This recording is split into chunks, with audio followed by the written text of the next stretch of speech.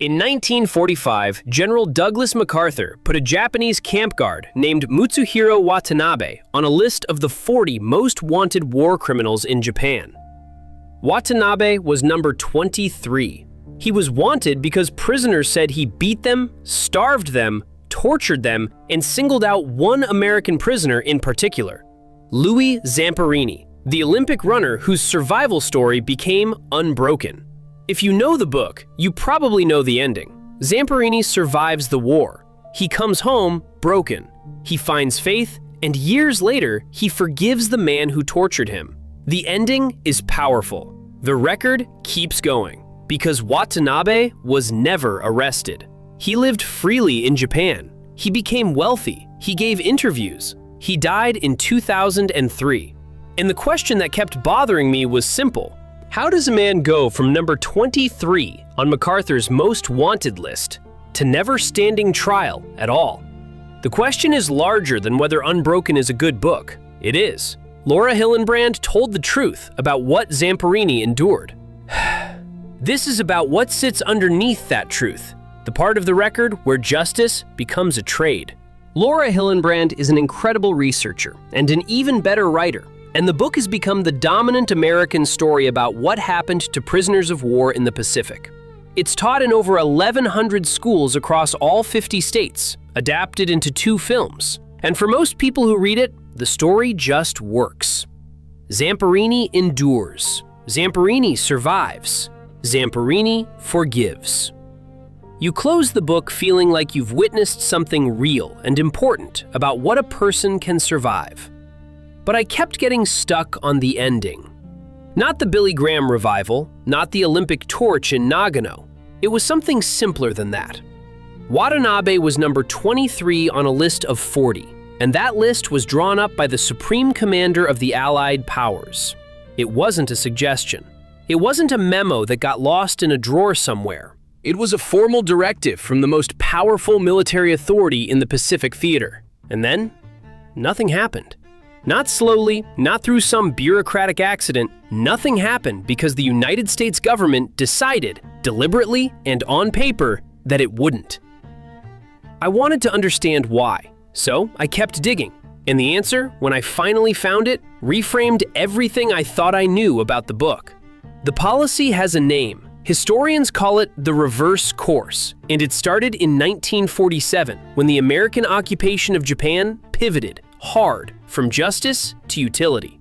The logic was Cold War logic. A punished Japan was a weak Japan. A weak Japan was a vulnerable Japan. And a vulnerable Japan was an invitation to Soviet influence in the Pacific. And so the machinery of accountability, which had been assembled with enormous public fanfare at the Tokyo trials, was quietly disassembled piece by piece and rebuilt as a machinery of immunity. The process had a physical shape. Filing cabinets full of arrest warrants, the same metal drawers, the same manila folders, the same names typed on the same index cards, but the stamp on the outside changed. Where it once read "Wanted," it now read "Cleared." Watanabe's camp at Naoetsu, where 60 out of 300 Australian prisoners of war died in a single winter from freezing temperatures, malnutrition, and relentless beatings, the highest per capita death rate of any prisoner of war camp in Japan, 8 guards later executed, more than at any other camp, had its chief disciplinarian reclassified from wanted to cleared, alongside hundreds of others. And here's what that looked like in practice. On May 6, 1947, MacArthur sent a cable to Washington about a man named Shiro Ishii, and I want to read the cable's language carefully because every word in it is doing work. He wrote that additional data, possibly some statements from Ishii, probably can be obtained by informing Japanese involved that information will be retained in intelligence channels and will not be employed as war crimes evidence. Read that again. MacArthur isn't asking permission to drop a case for lack of evidence. He isn't reporting a logistical failure. He's proposing a transaction. Give us what you know, and we'll guarantee it never sees a courtroom. That cable isn't a memo, it's a receipt, and the purchase it authorized was enormous. But I'll get to that in a moment. The reverse course didn't creep. It sprinted. The San Francisco Peace Treaty, signed September 8, 1951, by 49 nations, suspended arrest warrants for suspected war criminals broadly. Watanabe's warrant, number 23, evaporated alongside hundreds of others. One day you're on a most wanted list, the next day the list just doesn't exist. But the treaty was really just the formality, the rubber stamp at the end of a process that had been running for years, built earlier, one quiet decision at a time, in offices with no press coverage by men whose names never appeared in any newspaper. I almost missed the Kishi file. I thought it was a typo when I first found it.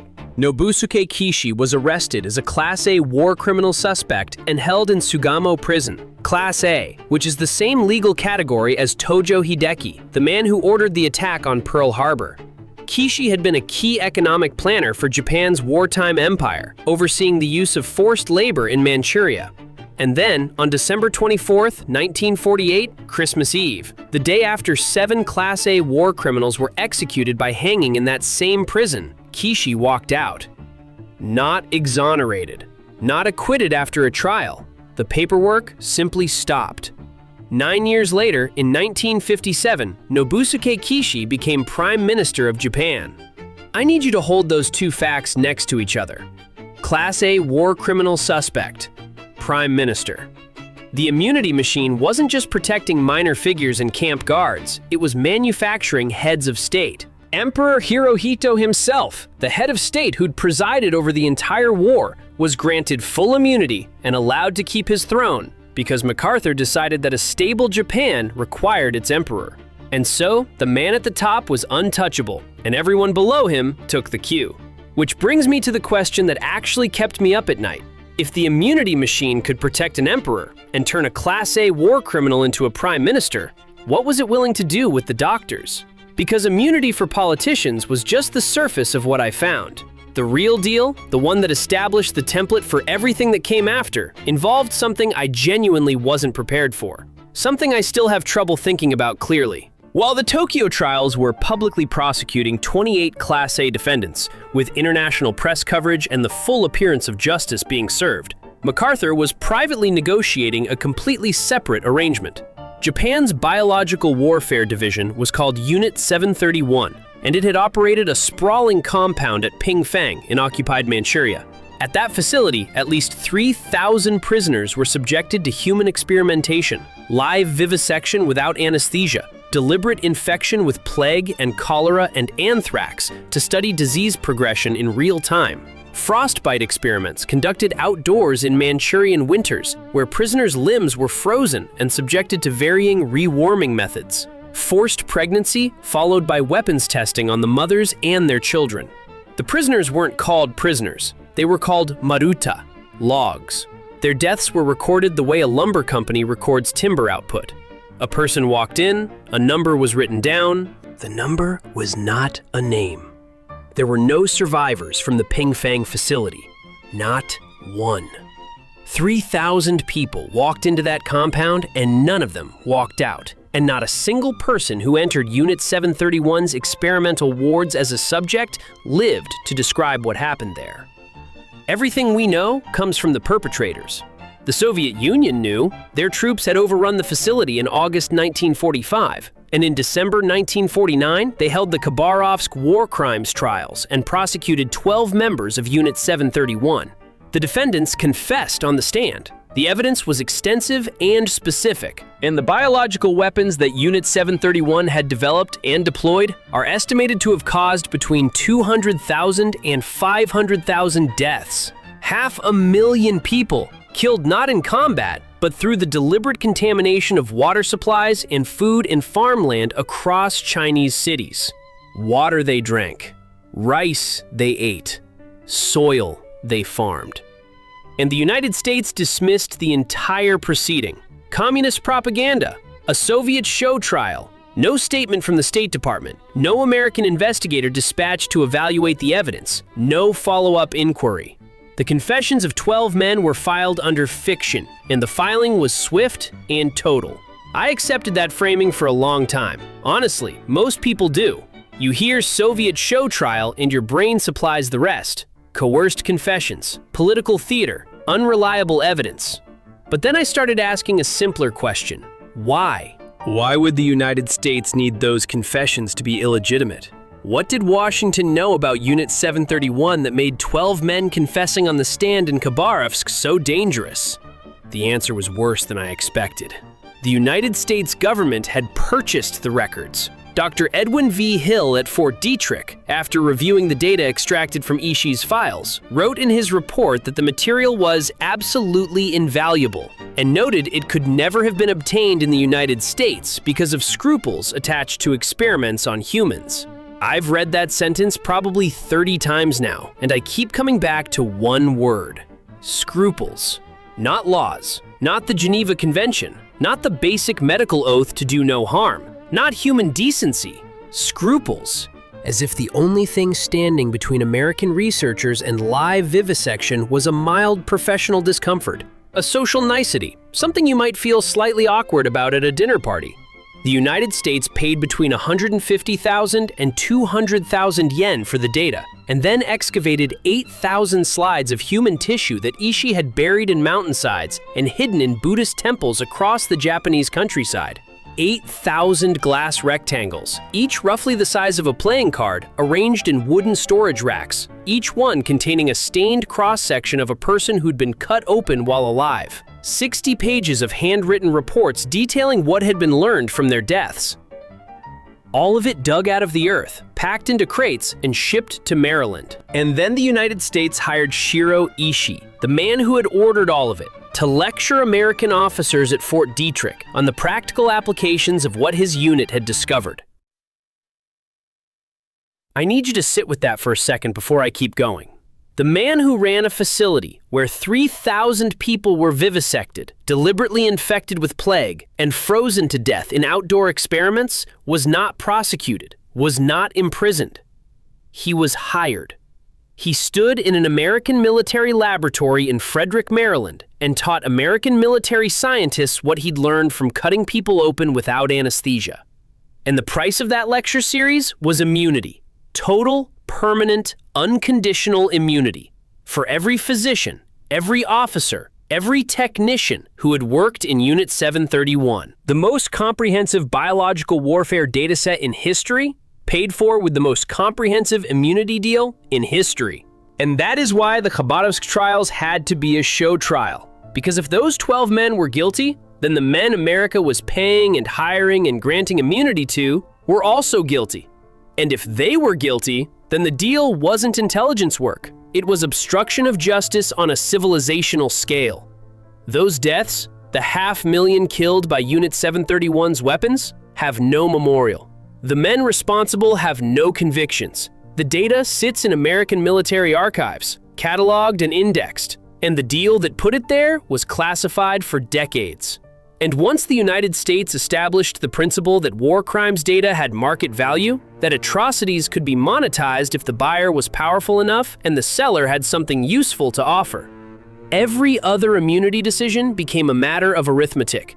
Watanabe, number 23 on MacArthur's list, the man who beat Zamperini with a belt buckle until his eardrum ruptured, wasn't an anomaly. He wasn't a case that fell through the cracks. He was a line item in a ledger that had already been balanced. But the immunity machine needed more than silence from governments and generals. It needed silence from the victims themselves, and getting that silence required a specific kind of erasure that I think is the cruelest part of this whole story. Of the 27,465 Americans captured by Japan during the war, 11,107 didn't come home. That's a 40% death rate, and I want you to hold that against the comparison. In European prisoner of war camps, the American death rate was 1.2%. 40% versus 1.2%. I had to check that number 3 times because I kept thinking I was reading it wrong. I wasn't reading it wrong. If you were an American soldier captured by Japan, you were 33 times more likely to die than if you'd been captured by Germany. The men who did come home weren't okay. And I want to go through these numbers slowly because each one is a life. In the first 2 years after the war, Pacific prisoners of war were dying at 4 times the rate of men their own age. A 25-year-old former prisoner of war was dying at the rate of a man decades older. And that elevated death rate persisted for 9 to 13 years after repatriation. Tuberculosis killed them at 5 times the expected rate. And even 3 decades later, the tuberculosis mortality among former Pacific prisoners of war was still roughly double what it should have been. Their lungs never recovered.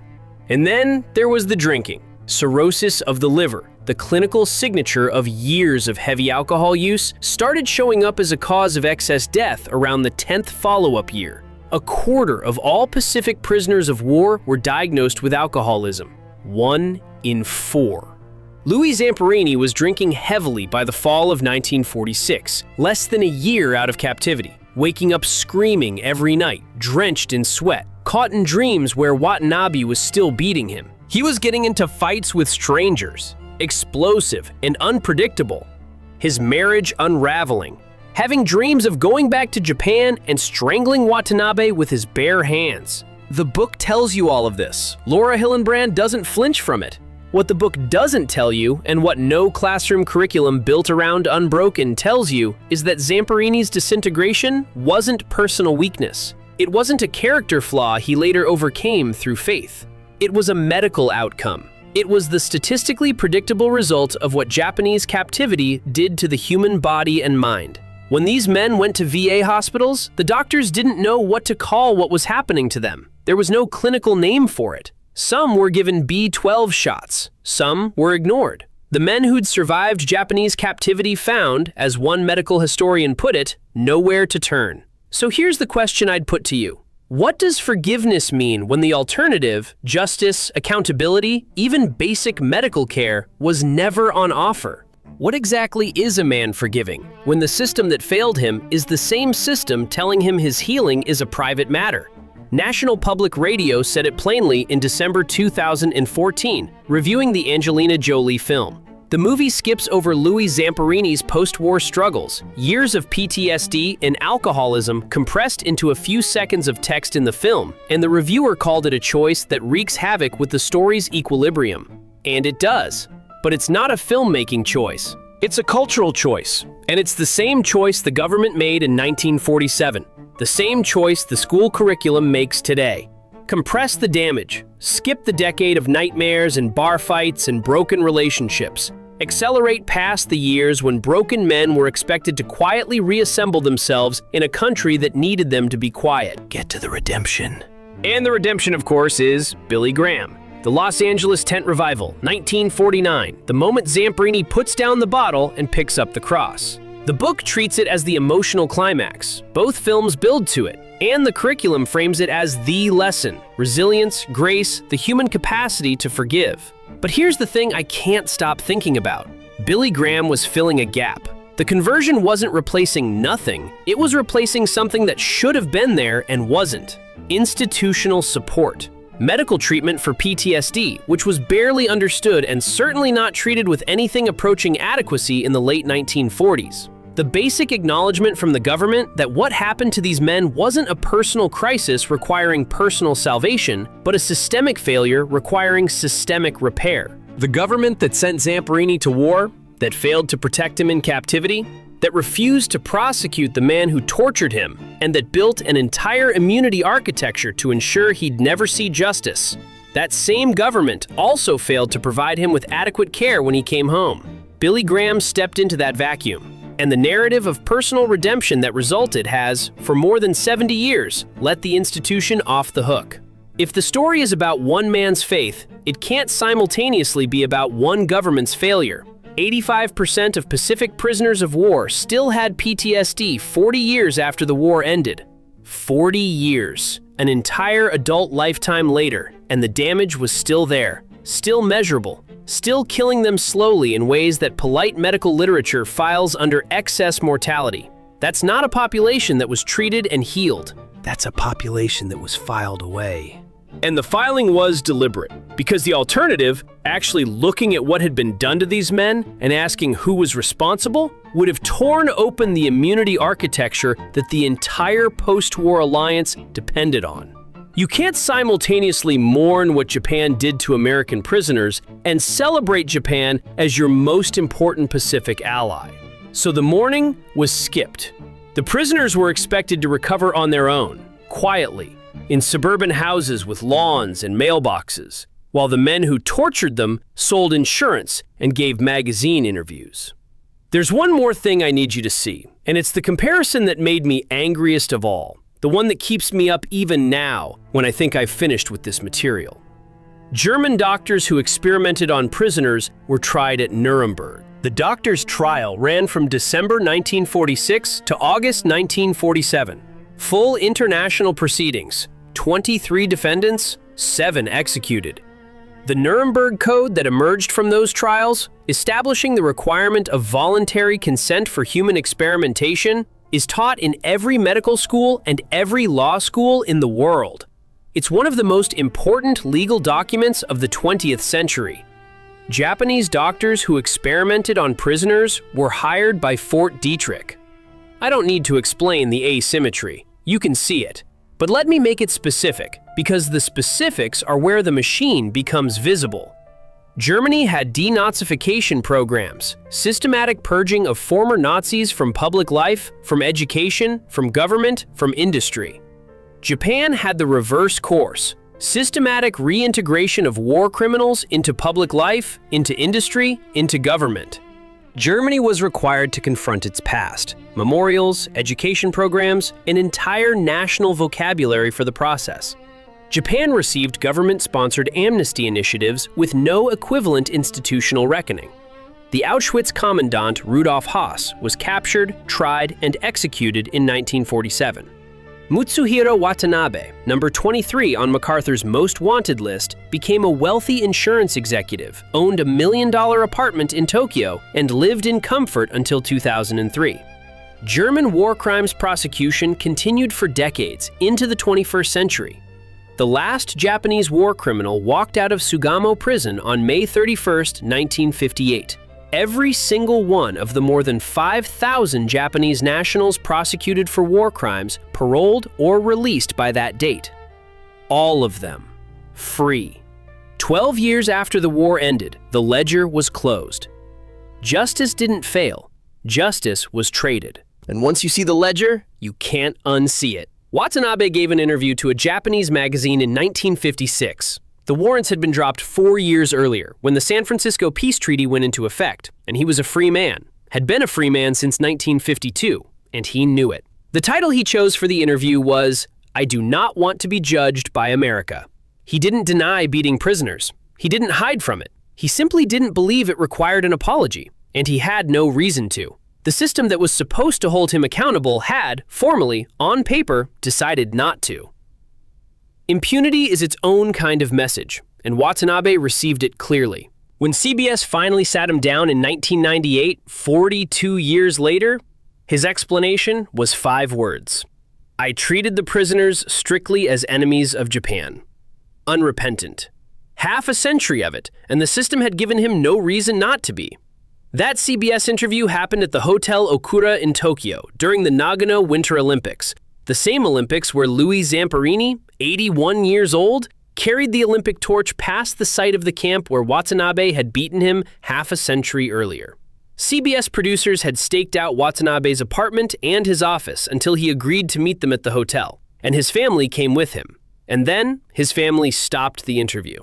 His son didn't know about his father's wartime actions. His grandson didn't know. The man who is number 23 on MacArthur's list of the 40 most wanted war criminals in Japan had lived for 53 years in the same country that listed him, without his own family ever learning what he'd done. 53 years of silence. Not hiding, not on the run, just living quietly in a country that had agreed not to ask. Zamperini, before the Olympics, wrote Watanabe a letter. He offered absolution, extended grace, and it is, by any honest measure, an extraordinary act of human generosity, a man forgiving the person who tortured him. Watanabe never responded. It's unknown whether he ever read it. The forgiveness that closes every version of this story, the scene that's taught in 1,100 schools as the lesson of the book, was a letter sent into a void. An American hero forgiving a man who was never required to ask, never required to answer, never required to acknowledge or reckon or do anything at all. Because the government that put him on a most wanted list had quietly decided that the list didn't matter. That is forgiveness echoing in an empty room. I want to tell you about someone whose name is not in Unbroken. Someone whose story the immunity machine consumed. His name was Frank Fujita Jr., Sergeant, United States Army. People called him Fu. He was a Nisei, a second-generation Japanese American, born in Oklahoma and raised in Texas, and his family was never interned because they lived outside the West Coast exclusion zone. He volunteered for the United States Army because he believed in the country he was born in. He was deployed to the Pacific, captured on Java in March of 1942, and for 3.5 years he was held as a prisoner of war by the Japanese military. He was one of only 2 Japanese Americans held as prisoners of war by Japan during the entire war. And I want you to think about what that meant for him. Day after day, the Japanese military treated him as a racial traitor, a man of Japanese blood who'd sided with the enemy. The American military barely knew what to do with him. He was separated from other American prisoners, forced to produce propaganda, existing in the crack between 2 countries where neither one fully claimed him.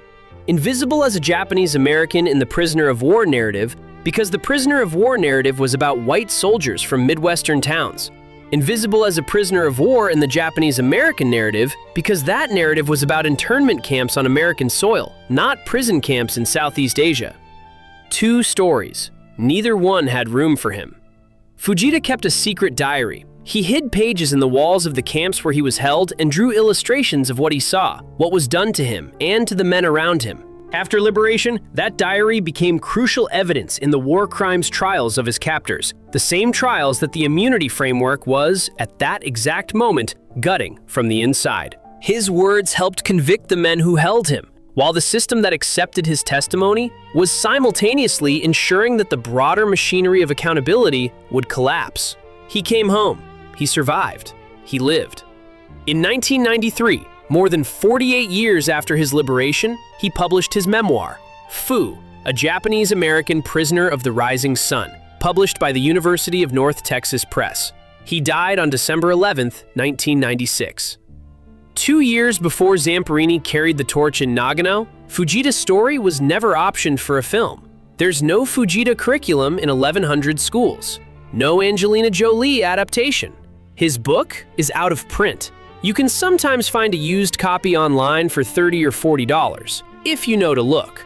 Unbroken sold over 5 million copies. It's taught across all 50 states. The lesson plan is about resilience, about forgiveness, about what one man can endure and still find grace.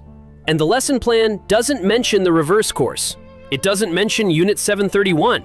It doesn't mention the 8,000 slides of human tissue purchased by the United States military from the man who cut the subjects open while they were alive. It doesn't mention that every single convicted Japanese war criminal walked free by 1958. It doesn't mention the 40% death rate, the 85% PTSD rate 4 decades after liberation, the quarter of survivors diagnosed with alcoholism, or the man from Texas who kept a diary hidden in the walls and whose book you can't buy anymore. Unbroken is not wrong. I want to be clear about that. Laura Hillenbrand told the truth about what Louis Zamperini endured, and she told it brilliantly. But the book is incomplete, and the shape of what's missing is not random. It's precise. It's architectural. What's missing is the system. The machine that made Watanabe's freedom possible, that made the prisoners of war's abandonment necessary, that made Zamperini's forgiveness politically useful. The book tells you what one man endured. It doesn't tell you what one government erased. And the distance between those 2 sentences is the distance between the story America wanted told and the story the records contain. Watanabe was number 23. He was never arrested. He died wealthy and free in a country that listed him as most wanted and then decided the list didn't matter. Zamperini wrote him a letter of forgiveness, and the letter disappeared into silence. And that forgiveness, that extraordinary, private act of grace, became the ending of a story that should not have ended there. The letter deserves to be remembered. So does the file underneath it.